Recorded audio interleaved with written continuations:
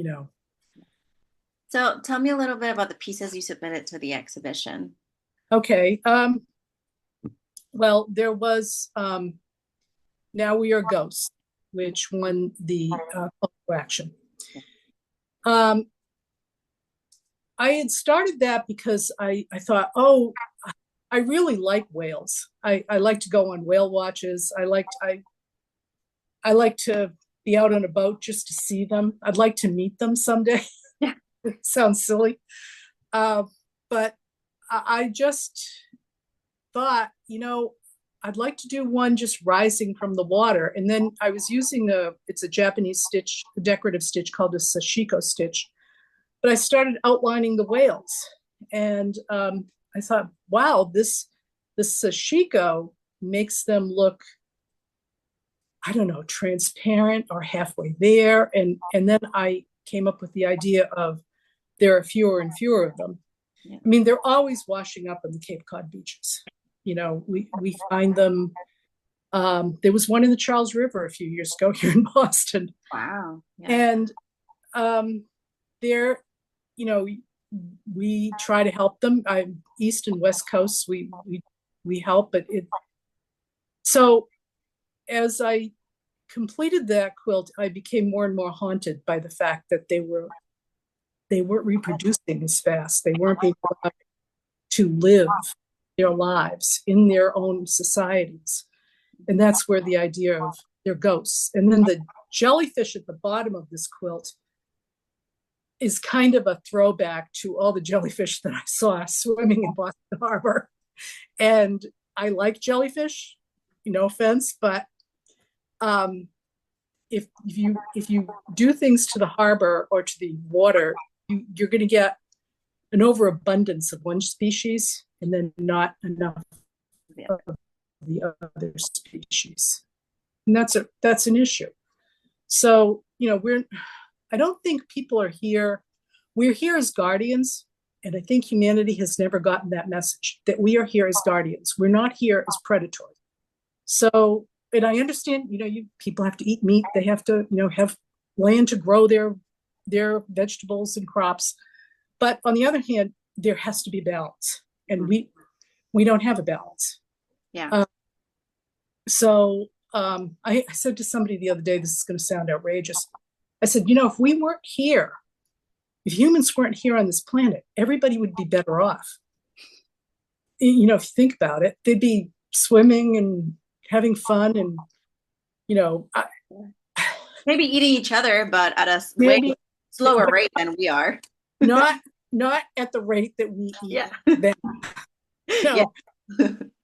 So, and I'm to the point where I was out in Western Mass and we were going by Herman Melville's home. And he worked on the whaling ships, not particularly willingly, needed a job. But somebody said, oh, let's go in and tour the house. And in the end, I'm glad I did, but I learned a lot.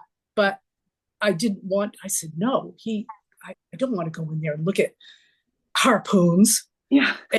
But I did. I was dragged in, and I'm glad I went. I did learn a lot. But to me, it's like I just don't want to associate with that. Yeah. That whole idea and of pilfering societies that are not ours. And that's really what it comes down to. Yeah. So people, each individual needs to do what they can, and I try to do it through my art to make people aware. And then the slumber of whales, which is the whales are, just vertical. I never knew they slept that way. So when I first saw pictures of that, I said, that is so cool. And that was an easy one to do. So, I looked at whales, and then I started I keep notebooks, and I started drawing, and it just went from there. And sometimes you get caught up in the energy of making a piece. And that was one of the pieces that I couldn't stop until I had finished. There's another quilt in the show called Island, because you go to an island and sticking up out of the water, and you wonder to yourself, what's under that? Yeah. Like, is it like a big pimple? You know, um, and the Hawaiian Islands, it's a series of islands. And so I kind of did that thinking, well, they're just standing there like soldiers, they're there. And that was, you know, so those are, three of them. And then there is one called, I think it's called Looking for Newtown or Newtown. Mhm. And that was my comment. Politics do come into some of my quilts in that, there's a city underwater and you've got sharks eating the small fish. And that's just an allegory for oligarchs eating us. And meanwhile, our cities, our civilization's just sinking, both, literally and figuratively. And I would step up to it and I'd go, oh, there's Jeff, there's Peter, there's Elon, and they're eating the rest of us. So that makes people uncomfortable, but it is what it is. Or spark maybe conversations that, should be happening that people might not want to have because it might feel uncomfortable. Right. Right. A way to start a conversation. Yeah. And you can start it from the attitude of, well, cities are sinking, our houses are sinking. I have a friend who's a teacher, lives right on the coast on the cliff just before Cape Cod begins. And that house will not be there in 10 years. Wow. Okay. The cliff is going to fall. The seas are rising. And it's a beautiful, modern, 50s modern type of house. It's just. Yeah, well, sometimes a lot of development takes away a lot of the natural, like vegetation that protects against erosion, right? Or gives a buffer. Exactly. And that's also our making. Right. Overdevelopment is, I think there's a space for people to, I know there are people doing it, working, trying to build residences for people, but also to try to build with the environment in mind. Mm-hmm. And as new ideas come in, there are changes. Sometimes you do the wrong thing in trying to be environmentally correct, but you're willing to make mistakes and you're willing to move on and try to improve and find balance, like you mentioned. And find balance. Yeah. And then some of my quilts are just outright. I could send you the picture. I don't want this to go online, but there's one quilt I have of orcas swimming in a circle. And in the middle of the circle is this red gown just falling down. And the top orca has the arms and legs of a woman wrapped around him. Mm-hmm. And it's called She Preferred the Orca. And I won't tell you who that woman is. You can guess. But people go, oh, you have to show that quilt. And I'm like, I don't want to get arrested.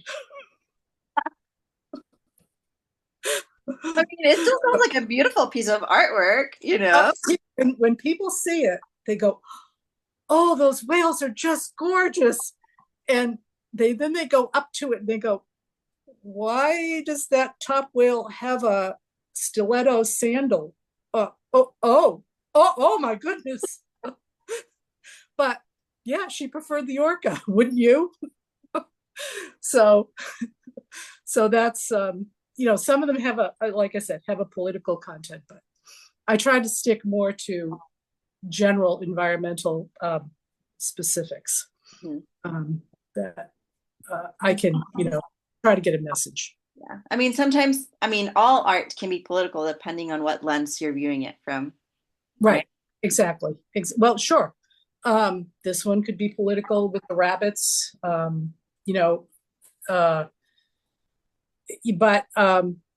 yeah, I've never taken a specific. I mean, you can't see. Yeah, it's just interesting. It's its own thing. Right. So you really, even like in your own home, that do you really need, if you have a lawn, do you really need grass? Yeah. Do you need, clover is a good thing.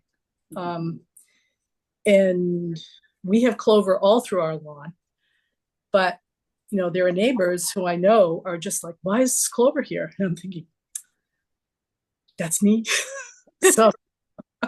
so, but it's great. I have wildlife here, and the rabbits love it. Yeah. So it's fine with me. It's better. I was at the New England Aquarium a few weeks ago, and it was a private party, but they have people at these parties who are, I won't call them a docent because they work there. They're marine biologists, they're trained, but they are at the parties to educate, to lead a tour if people want it. And I followed the docent all around, this person, she was a marine biologist. And I just learned that the ocean gives off, carbon for us. And it helps the earth so that we can breathe. Yeah. I'm not a scientist. I have no scientific training, but you realize how important these things are, to us. And even for the care of the animals they have who are in their care. When you walk into the New England Aquarium, for example, you see the penguins. Now, penguins' life in the wild is about 10 years. In the care of an aquarium, it's usually about 30 years. So they have an old age home for the penguins now. And as soon as you walk in, there are the 30 to 40-year-old penguins who are off to the side so that the younger penguins cannot drive them crazy. The younger penguins are all in another pool, and they keep the oldsters, it's the first thing you see when you come into the aquarium. So there are things that we can do, for the animals who have to be in our care. I think that, we should only have animals in our care that would otherwise survive. And they're not there for our entertainment. They're there for our education. That's what I really feel. So, and then I like to do things with them that, like this one here is an elephant with an island growing up out of his back. And to me, it's like, some of these species carry the world in their back. That they have responsibilities, and we disrupt those responsibilities when we interrupt their lives. Yeah. So I think that's the main thrust of my work, is protection.